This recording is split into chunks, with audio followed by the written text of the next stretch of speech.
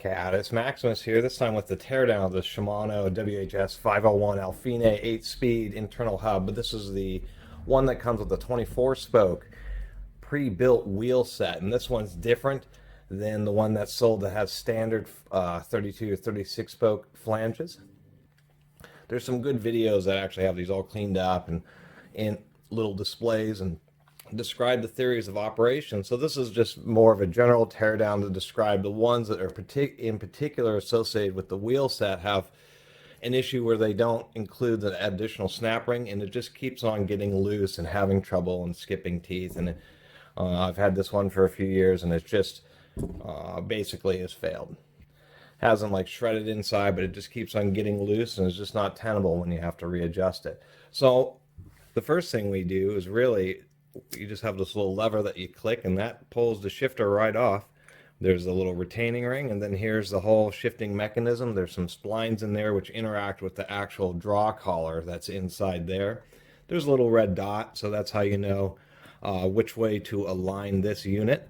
You just put the red dots together, and then of course with this you'd align it up with the yellow dot and then lock it up. So I do like Shimano's design. This one just in particular has a kind of an odd issue. So one of the other things that people have mentioned on these particular hubs is that the snap ring is very difficult. There's been some videos where they talk about it being the snap ring from hell. We do have like a little shield, just a little plastic shield here, and we kind of got to gently work that off.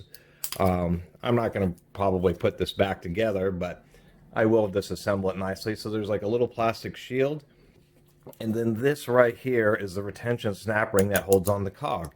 So people talk about it being the snap ring from hell, but it's actually not too bad, because if we can just get the right focus here, there are these little half moon cutouts, and those have just enough space for you to get a small screwdriver tip in there and to be able to get it under the ring, start to pry it out, and then work it up. One thing that's interesting about this snap ring is, one, it doesn't have eyes on it, and then two, it's actually the undercut is tapered, so the snap ring always is wanting to hold the gear tight, and I thought that was an interesting design. The easiest way to deal with this is to actually have some way to hold the hub, which would be putting it in a vise just like this. And so, sorry, the zoom isn't quite super great, but you just find where the gap is and then find the half moon cutout that's closest to the gap. Really, the easiest way to deal with this is a precision screwdriver. And see how I'm already prying that out? So you just put it in a half moon and pry it out. Use a second screwdriver to start to lift the edge. Just enough, just like that.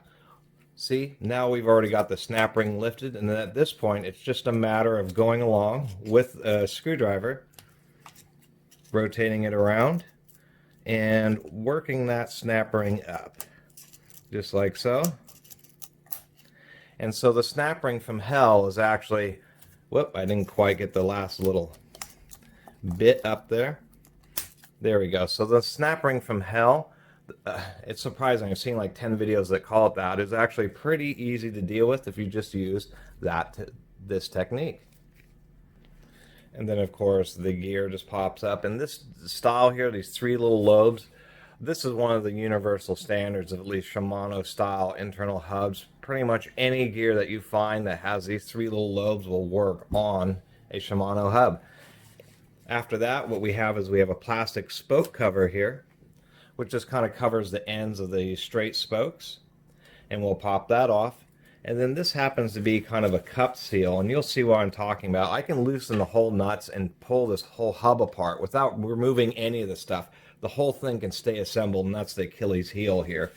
And you'll see that in just a second, because under this, on apparently, well, we have another little dust shield right there, but this just kind of is another shield with a seal on the inside, and then it kind of just fits into the housing. And then there's the seal, and then this has another O-ring, whoop, if we can get this to focus, another O-ring on the outside, and that's what keeps it together. And then there's the internals of the hub, and there is no additional snap ring, there is no undercut for a snap ring in the one Alfine hubs that come with the wheel set, and that is just an absolute nightmare issue. Let me get this out of the vise here. Okay, got cleaned up for the next stage of this teardown. One little tip about these jam nuts: if you don't have the special bicycle thin cone wrenches, they're not particularly expensive, but you can always grab these, put this in a vise, like grab the nut, not too super tight, but just a little bit tight. These work as jam nuts. You have a cone and then you have another nut that goes over the top to prevent them from loosening, and they stay right in place. You just grab this with the vise and then use a adjustable end wrench, something really wide, on across these flats, and then turn the axle, and that you'll usually get the jam nuts free. So I'll pull off the jam nut on this side. I've already got this one loose, I might as well pull it off as well. You don't have to pull these off to get the hub apart, although these threads are jammed up. Should mention, for the details, on the drive side it has a special sub collar. There's two little bumps. This little washer is what the whole shifter mechanism, that thing that twists to release it. This washer acts as the tabs that it grabs onto, and so it aligns with this lower nut. But this is the whole point. There's no snap rings in there. I pulled off the jam nut on this side. I wouldn't have had to pull anything off of that side, but since we're tearing this apart, what's interesting is the axle is actually thicker through the center of it, and then it gets to the standard bicycle size, and you can see where they've stepped that down. So this is going to be the cone for the brake side.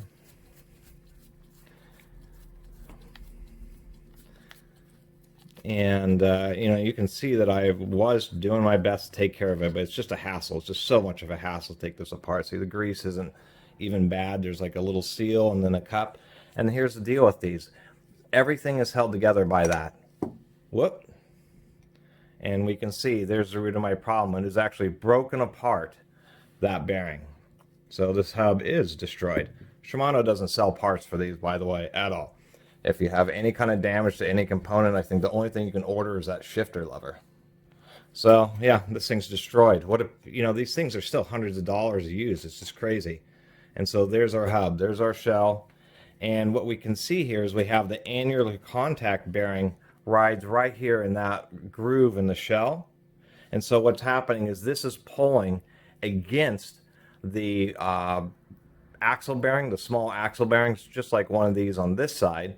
Not this roller, but the little taper bearing.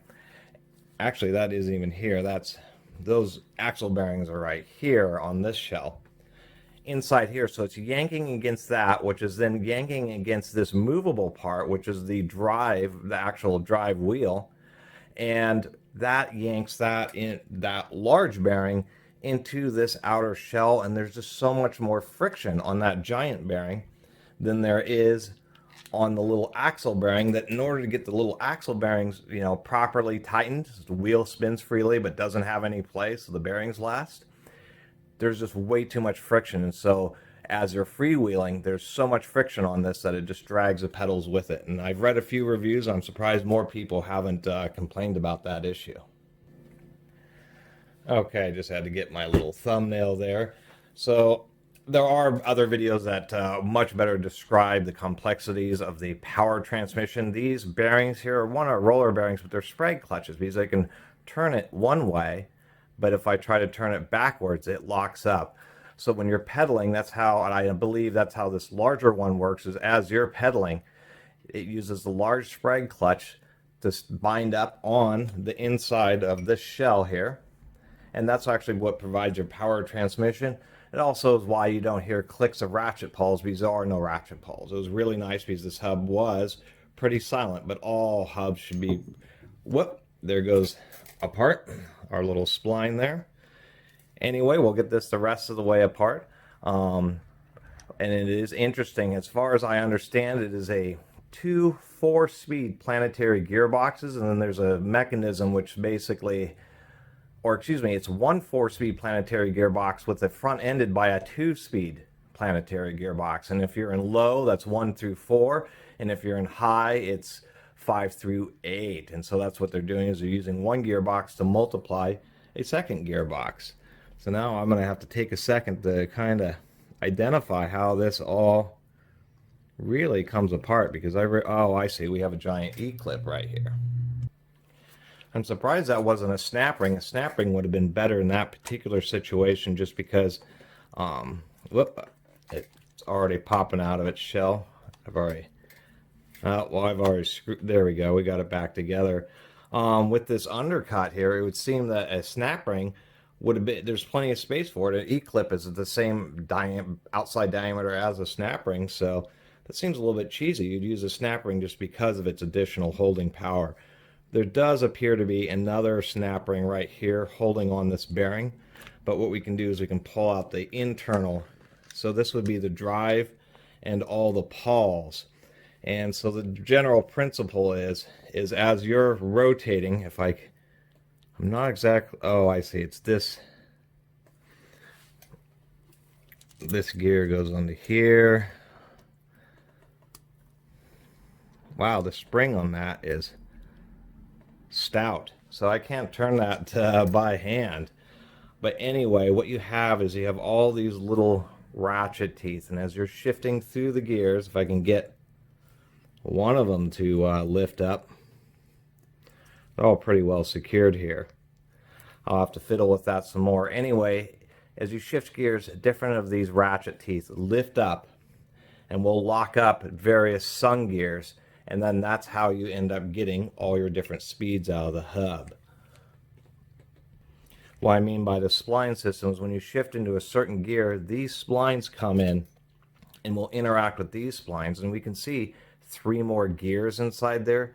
That's the 2-speed gearbox that interacts with this 4-speed gearbox. And so let me try to get these apart.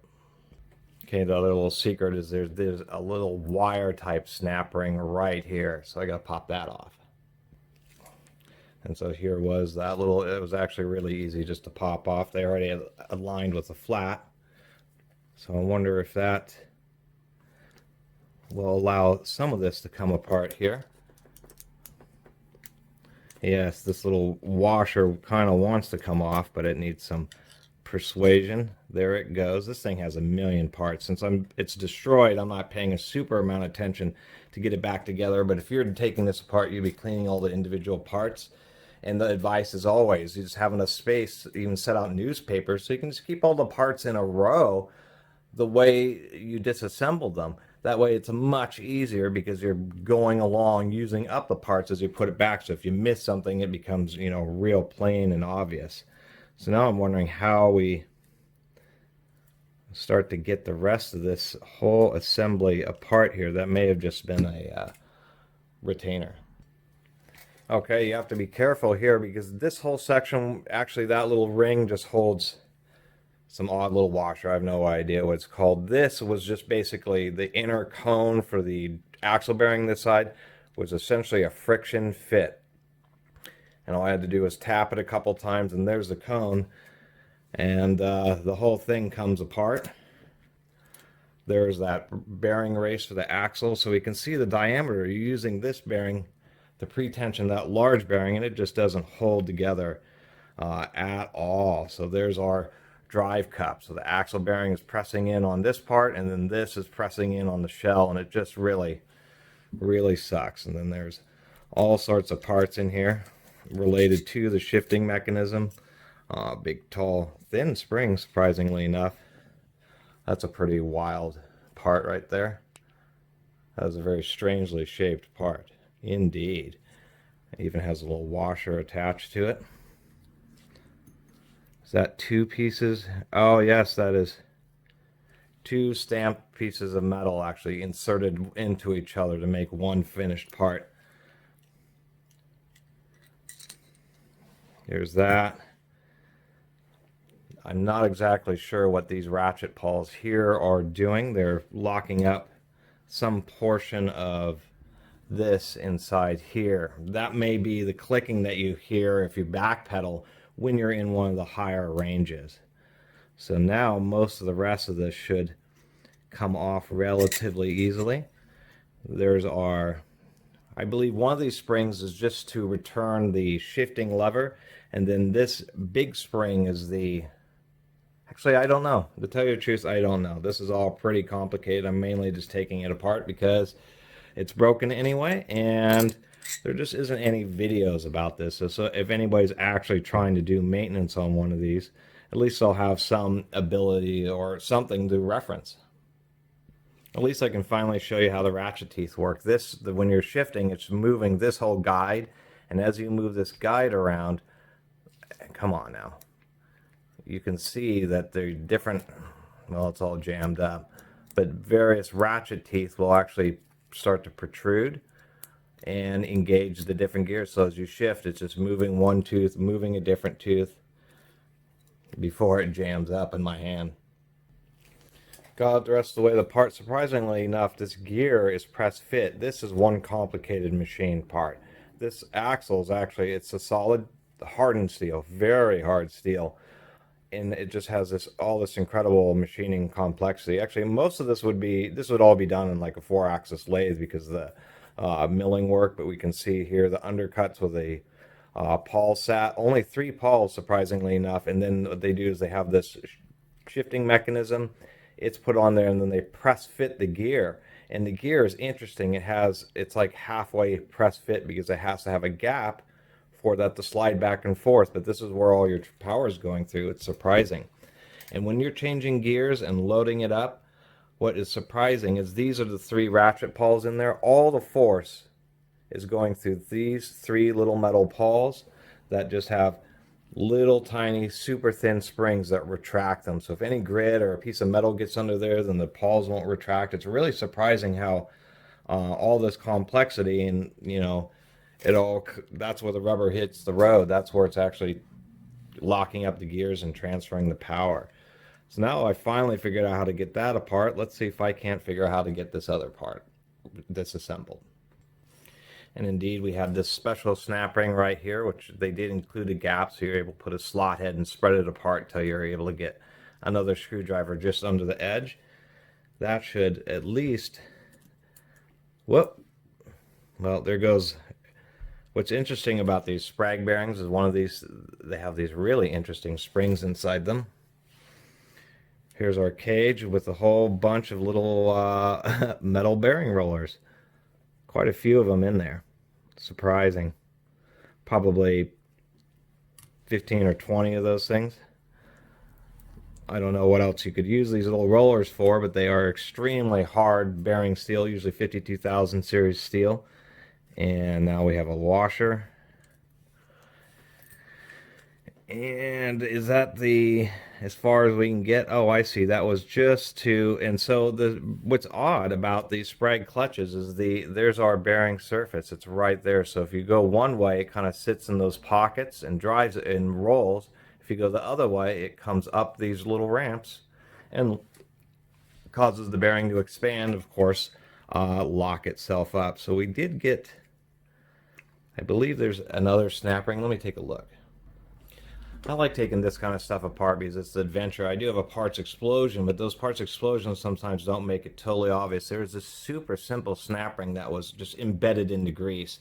But there are these little odd cutouts, and it turns out after I wiped away some grease, yet another snap ring. So that should allow this barrel to finally lift off. So this would be the sung gear for the first stage. And now we can actually look. What we have is we have our first stage, and then we have our second stage. Now, I wonder how you get this all apart. I believe you have to actually poke these pins out that retain the gears. Nope, not on that side. Oh, I see. Those are separate. Interesting. So yes, this metal washer that's right here is yet another snap ring. I'm going to keep all this stuff together. This one's going to be a bit of an adventure to get apart. This one doesn't have a huge amount of tension, but it's a real adventure because it's kind of caught under the edge of the gear, so you're going to kind of manipulate it around the gears, kind of rotating them until you can get it to... Geez, this thing is a... Oh, I see what... We gotta kind of keep it high enough so that it can rotate around like so. This snap ring is, I'm sure, getting this one back on, super fun times. Come on. Now we're at the very end of it, and there. Gosh, that was an adventure. So now that's holding on what would be the primary output sprag clutch and then its little tension spring. And the reason they have tension springs is to always keep them from dragging, essentially.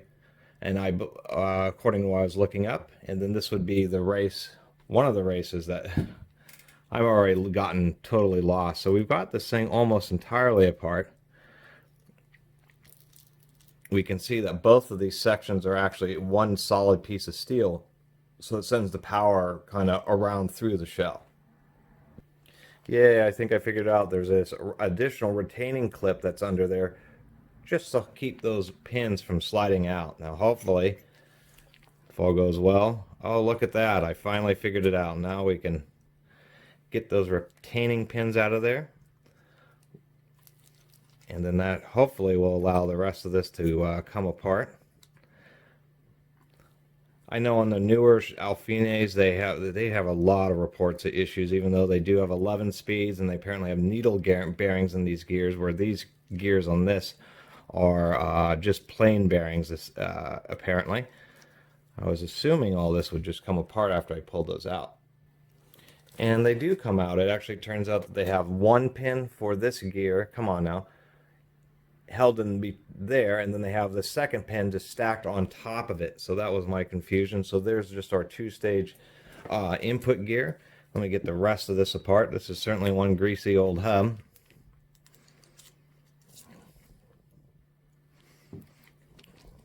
Now we've got the double stack. So my confusion, I should have noticed those original pins just weren't long enough.